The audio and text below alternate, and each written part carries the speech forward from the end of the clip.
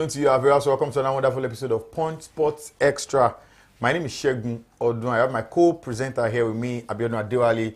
Very good afternoon to you, Abiodun. Good afternoon to you, Shegun, and good afternoon to you as well. All right, very quickly, let's begin with our usual. We'll start with the front page of the Punch Sports Extra, the print version.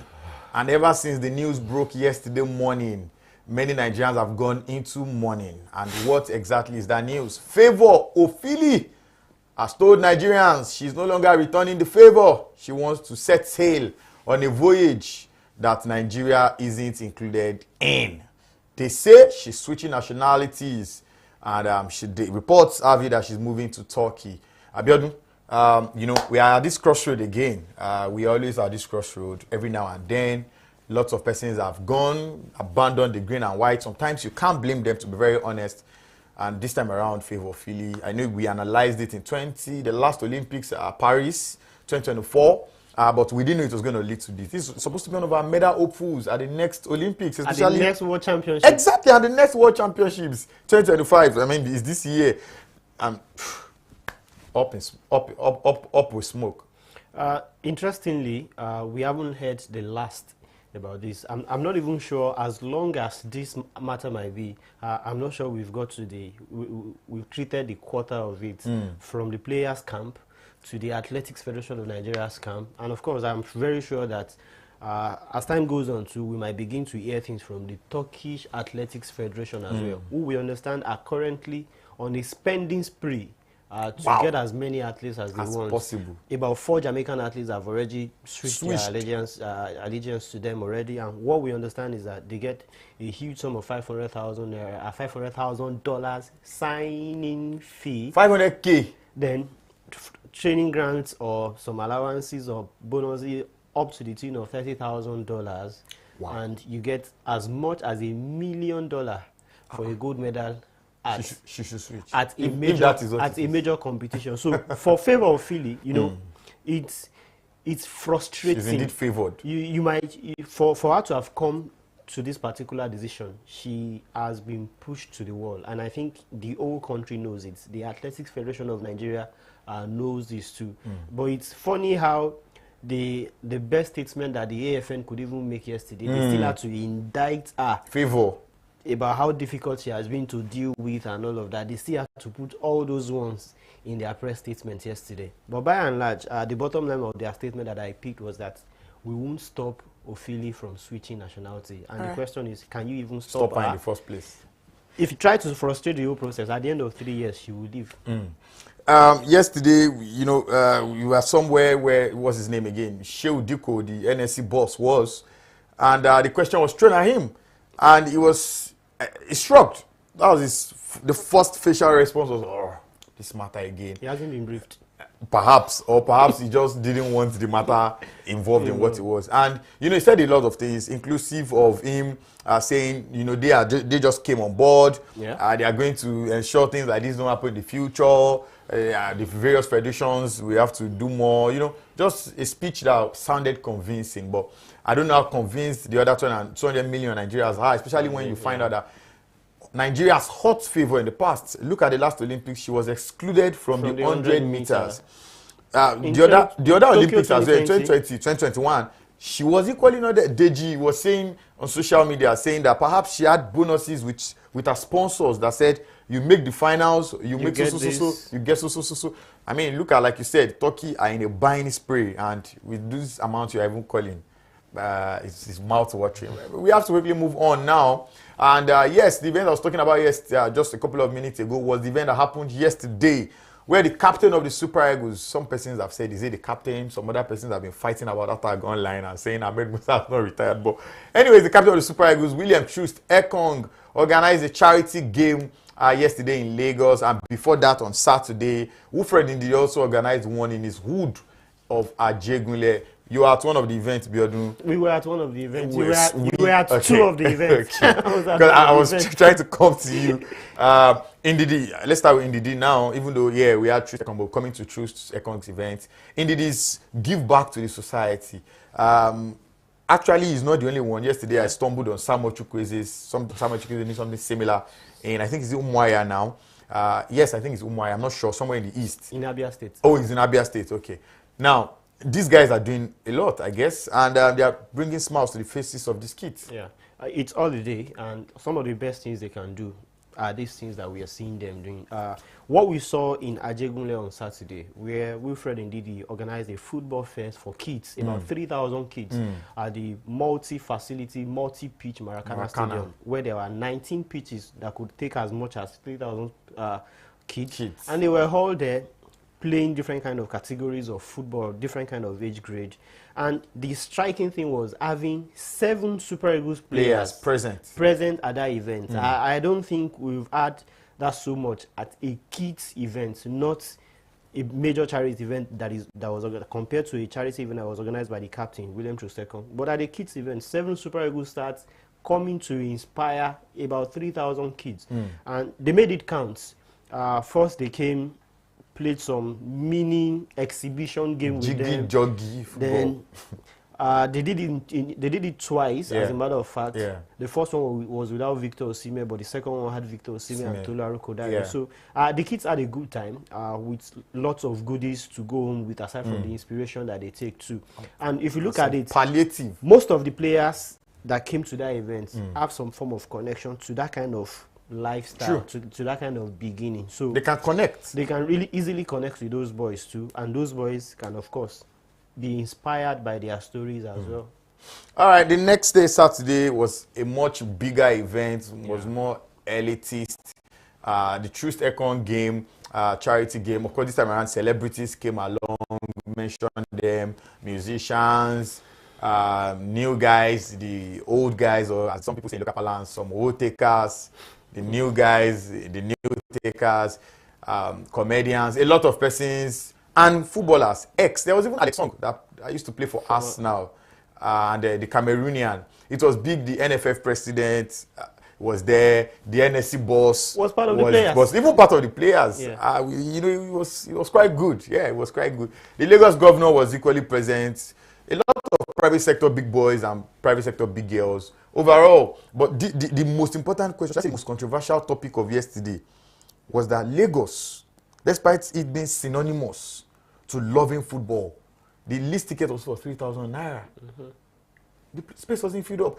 I was there. I overheard when somebody said, want to Nicola Shigate, which means they've been told to go and open up the gate so that people can come inside. In. But even after the opening in quotes, the 5,000 capacity now was nowhere close to being full. Well, if you have to put a price on football, it comes in different shapes and sizes. A charity game, a full-fledged game. How much do we watch in Nigeria Premier League? In Nigeria Premier Football how much do they pay now? The least ticket in Lagos is 500 naira in Lagos. Okay, MPFL. Oh, okay. Yes, MPFL in Lagos. The least ticket is 500 naira. In other places around Nigeria, tickets go as low as 100 naira, 200 naira. Just 200. But Lagos, for example, how much do we love football in this part of the country? When to sell out the 10,000 capacity Mobolaji Johnson Arena, it will take a big game, maybe like a Southwest derby between Ikorodu City and Remo Stars, like we saw last season, or even some games that will involve big teams like maybe Rangers, Eimba, or Kano Pillars coming to visit. People wanted to come and watch Rabiu Ali or Ahmed Musa and all of that. The last Federation Cup final that was played in 2024, I saw the way fans thronged out to come watch El Kanemi Warriors play against Abia Warriors in Lagos. So it comes in with different kind of perspectives and the kind of price you put on it. A charity game with 3,000 naira as the least price for tickets. If I was an average citizen who had no business to go cover events there, I would probably prefer to buy a 5K ticket to a concert where different artists were going to perform and all of that. Rather than bring 3,000 to come and watch. To come and watch a charity game. So entertainment over sports? Entertainment over sport, and that is why we've been preaching that this thing can go hand in hand, and it's one of the things that they say that even in the MPFL, entertainment is one of the ways to drive the fans into the stadium. There was even entertainment yesterday. There was entertainment yesterday. Odumodu Black. How many minutes did Odumodu There was Black Zlatan. But then, for the splendor and everything around that game, I want to believe that aside from the fans that were sitting down on the stands watching the matter of football that was on display, it will be funny, it will be serious at some point. You wouldn't compare it to watching a 90 minutes game at a major tournament. Of course. And on the other side too, for journalists that were chasing different kind of stories and different kind of content, it was quite engaging. But for the fans' perspective, if I wanted to relax yesterday, it was a good place to go to. But the premium, you really can't compare the premium on that to a premium entertainment event where the tickets, where the ticket price will not be too different from what we had yesterday. All right, but the football, let's talk about the football now. We saw quite a lot. You know, Ahmed Musa was still running. Victor Boniface, Nwabali saving penalties, Wilfred Ndidi controlling the middle of the field. Who else? Name them. Even Joseph Yobo was putting in a tackle. There was somebody marked, and I saw the flashes of the old Yobo. And a lot of other guys just having fun, but, you know, still showing that they are in the business of the game. You know, games like this, it comes with different kind of mood. Like you said, when footballers go up against footballers in charity games, the energy is different. When they see that, okay, it's footballers against celebrities, mood and all of that. When you see who you are playing against them, you want to say, okay, let me just freestyle. When you see who you are playing against them, you want to say, okay, let me just freestyle. All right, away from the fun from. As long as the other clubs have not tabled any serious interest, except for United, who we understand are re-evaluating their interest in the player because they've had failed attempts to sign another striker. So Liverpool have shown, they only discussed it at the meeting, and before we knew it, they've started throwing Darwin Núñez and Federico Chiesa at Juventus, at Napoli. But Napoli say they still want about 17 million euros plus those two players before the deal can happen. So it looks like a good deal for what Napoli will be able to take, and that's why they are willing to allow Osimhen. But from what we understand too, according to those reports from the Italian media, is that Victor Osimhen prefers a move to Juventus rather than Liverpool too. I wouldn't know why too, but I wouldn't know how concrete or how keen Liverpool will be on him too, because offering Núñez and Chiesa plus 17 million euros seems impossible. A little bit impossible. Is it that important? In Núñez they got for 84 million, Federico Chiesa for a tangible amount of money, Osimhen for 75 million euros as well. He might still not be entirely good business for Liverpool, but if he's a player they want, I'm very sure they'll find a way. Personally, I've always said it. This is the kind of move that I want to see come into life. But let's just see how the entire team play out. All right, still sticking with the front page and transfers. Another player who is stuck in his club. Looks like nobody wants him because of his price tag and all of that. Is Marcus Rashford. Aston Villa have said, we cannot pay the 40 million. Now Manchester United are stuck, not just with Marcus Rashford, but with Jadon Sancho as well. Double confusion, double jeopardy for Manchester United. A lot of disharmony and financial chaos there. At the moment, they want to buy players, but they don't have money. They can't at the moment because the financial burden that Rashford and Sancho are putting on their budgets makes everything just looks impossible. So at the moment, they must offload those guys before they can buy. But from what we hear too, Rashford has been cutting a club that are not willing to do business with money. It's too expensive. He wants to go to Barcelona, but Barcelona, I don't think they can afford me at the moment. And he's talking about playing with Lamine Yamal and all of that. But Barcelona are not the team that will pay some FT amount of money in salary and in signing at the moment. So it makes it a little bit tricky. But from what we understand too, he has resumed training, I think, on Friday. And he was going to resume. He has given a deadline for him to resume. If anything doesn't happen, he wants to resume training with Manchester United. But for the club, he's looking as a stumbling block, as well as the other Sancho. If they don't go, the club are not buying. And Ruben Amorim doesn't look like he wants them anyway. All right, still sticking with the front page. Kylian Mbappe was supposed to be having fun at the Club World Cup. But guess what? He successfully landed in the hospital. He has missed the first 2 games. This is a guy who got over 40 goals for Real Madrid in his first season. And now it looks like he may even not be ready for the 3rd game. Kylian Mbappe was supposed to arrive at the World Cup, shining on all fronts, perhaps using that as a stake to sticking his head out for the Ballon d'Or. But now he's missing the fun, and you know, it looks like it's not just his year. I don't know. As insignificant as he might be to play at this level, especially after full season has ended, this conversation about Kylian Mbappe using the Club World Cup as a catalyst for his Ballon d'Or push, I think it might just be fading away now, because having missed 3 games, his inclusion now will depend on how far Real Madrid will be able to go at the Club World Cup. And maybe his performance as well. And maybe his performance eventually, if he's fit enough. But look at it. What are the other contenders doing? Dembuz, have we really seen him for PSG as well? Okay. No. So let's just chill.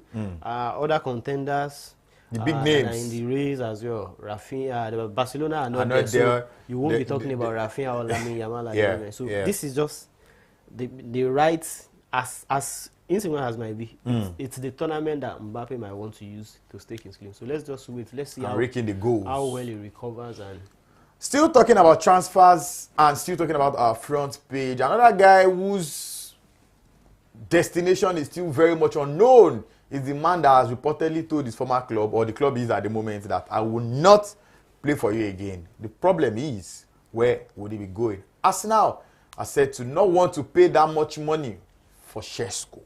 And now, where would he be going? It looks like there are many strikers, not even defenders or midfielders, strikers at the moment who will not be returning to where they are, but who don't know where they are going as of